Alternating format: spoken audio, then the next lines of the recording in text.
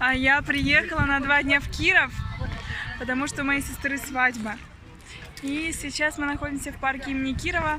За моей спиной диорама. Это одно из старинных зданий в нашем городе. Тут был первый кинотеатр с таким выгнутым экраном. И когда я была маленькая, мы очень часто ходили сюда на экскурсии с классом, с нашим школьным лагерем. Там очень интересно. И на 2-м этаже там очень интересная экспозиция была, посвященная Советскому Союзу. Там где-то позади меня наше новое колесо обозрения. Вот жених с невестой еще до нас не доехали, потерялись. Я на сегодняшнюю свадьбу выбрала вот такой вот изумрудный образ, сделала вот такую прическу, пучок сзади, и покрасила волосы, кончики волос в розовый цвет. А Антон нарядили в классику, пиджак, бабочку. И вот уже едут наши молодожены, которые, кстати, пока еще не расписались, потому что роспись будет в 15:00. Вышел жених. Пошел встречать невесту. Невеста у нас красавица.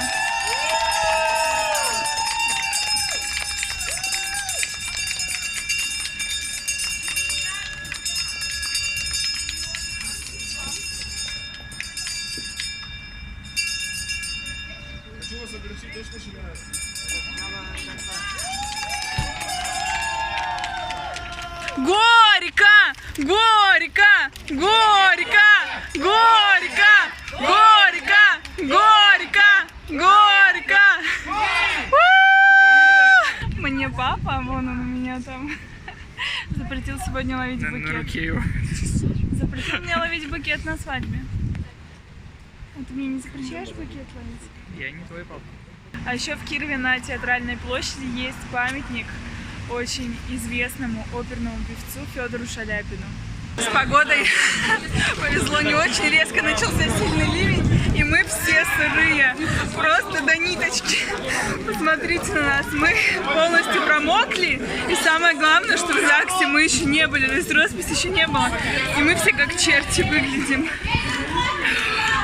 Хотя говорят, дождь это к деньгам, надеюсь, что это будет так.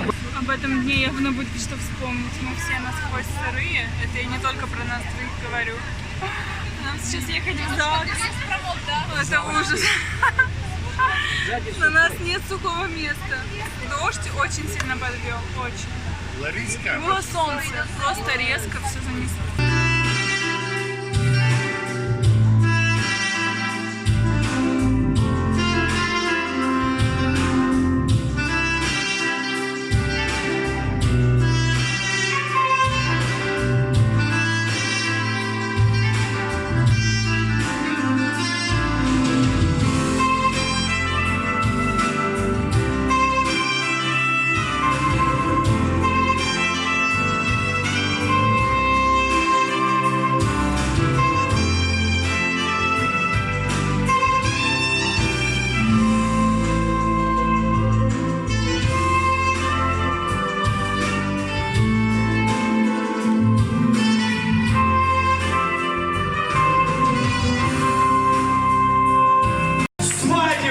Очаровательный, восхитительный тортик.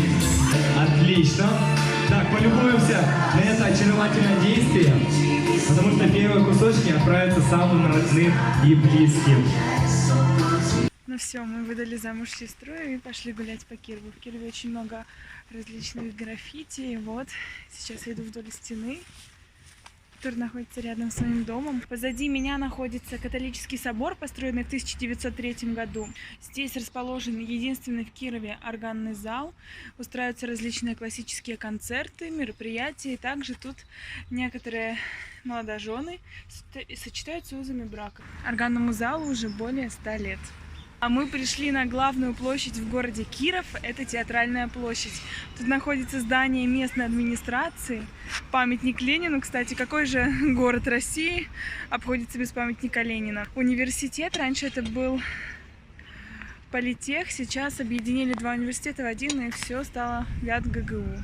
Или ВятГУ, по-моему, Вятский государственный университет. Там у нас находится драматический театр кировский. Я очень люблю ходить в этот театр. Последний раз на новогодних каникулах, по-моему, я ходила в драмтеатр на очень интересный спектакль «Земля Эльзы». В главной роли играет наша знаменитая кировская актриса Наталья Исаева. Спектакль шел, по-моему, 3 часа, но он был настолько интересным.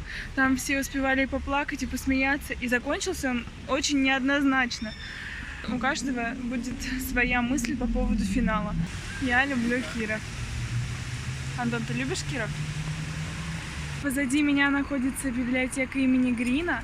Это такая двухэтажная усадьба. Усадьба принадлежала какому-то богатому чиновнику, который в подвале пытал людей. И когда открывали здесь библиотеку, на первом этаже, на втором этаже был кукольный театр, то они нашли в замурованной комнате, привязанной к стулу, мумию человека. Напротив находится музей братьев Васнецовых. Картинная галерея, которая не особым спросом в Кирове пользуется, к сожалению.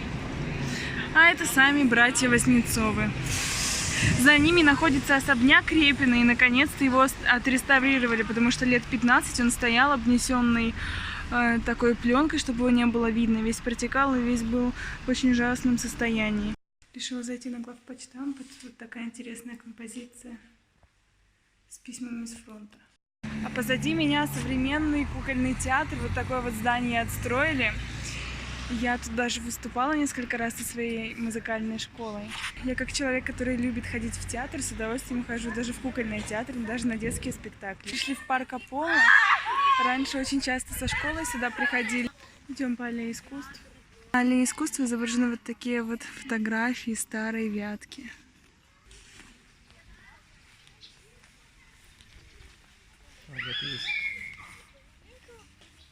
Кинотеатр «Смена» до сих пор существует. Скульптура называется «Урок труда». Долгое время она была в ужасном состоянии, вот только в 2015 году ее отреставрировали. Одна из старинных построек этого парка. Парк, кстати, начал свое существование в 1850 году благодаря губернатору Середа. Позже тут появился первый кинотеатр под открытым небом. Он получил свое название Аполло, поэтому и парк со временем стали называть Аполло. Сейчас покажу вам место, где и был этот кинотеатр. Вот такие вот полукруглые сиденья, и там сцена, там и был экран. Мы подошли к музею космонавтики, и сейчас мы пойдем внутрь на экскурсию. Это обновленное здание музея. Раньше он был вот в этом двухэтажном здании. Там были представлены экспозиции космической еды, космической одежды. Также тут есть единственный в России какой-то супер-мега-пупер крутой планетарий, но в него мы сегодня не пойдем. Очень интересная экспозиция, сейчас в музее посмотрели.